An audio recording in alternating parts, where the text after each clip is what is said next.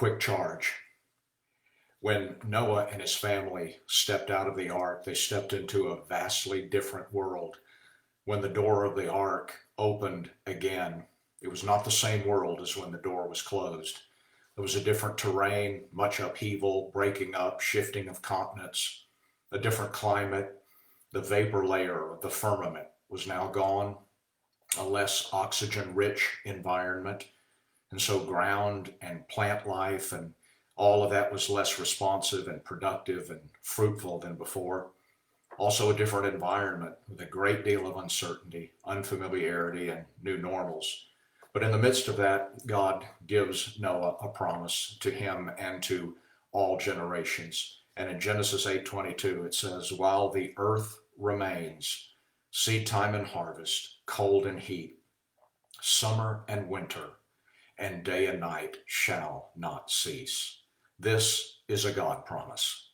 And it's tied to something easily verifiable and visible and tangible, and that's this: while the earth remains. So if the earth remains, then this is still true. And there are certain things that will not cease. God says, these are the things that I control. I'm God over these. In fact, I own these. And he presents to Noah four seasonal, what I call seasonal couplets: seed time and harvest, cold and heat, summer and winter, and day and night. Now notice the order: seed time, harvest, cold, heat, and then he says summer and winter. You would expect it to be winter, summer, because he's just said cold and heat, and then day and night. Doesn't seem very logical. But what is God telling me out of this? Well, he's telling me, I own your harvest. I own those devastating times. You see, we reap what we sow.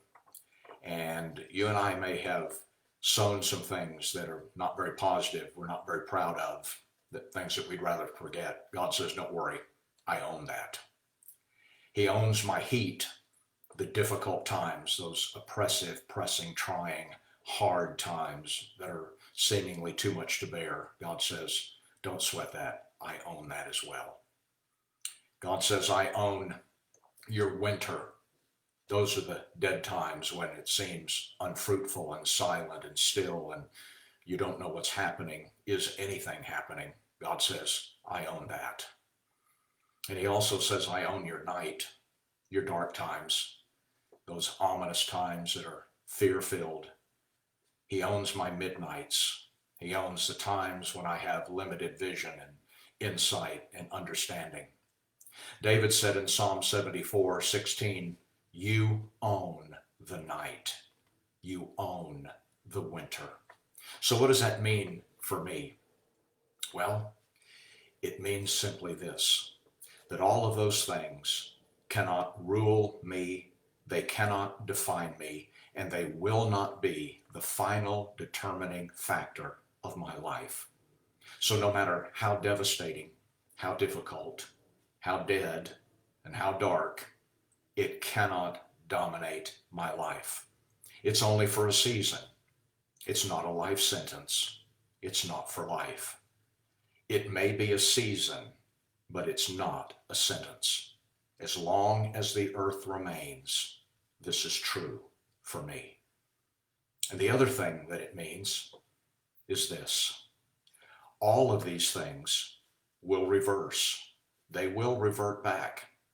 The promise is that after every harvest, you get another seed time. You get another opportunity to sow fresh seed in the ground, to start fresh where there was once devastation. Does the earth remain? Then we have an opportunity to sow something fresh and different. God's promise is this to you and to me: I can come out of what I'm in. I can be fruitful. I can pass through this dark, dead, difficult time because I already know what's next, and that's day. How do I know? Because God owns the night. And that devastation and the difficulty and the deadness and the dark time does not own me. That's his enduring promise.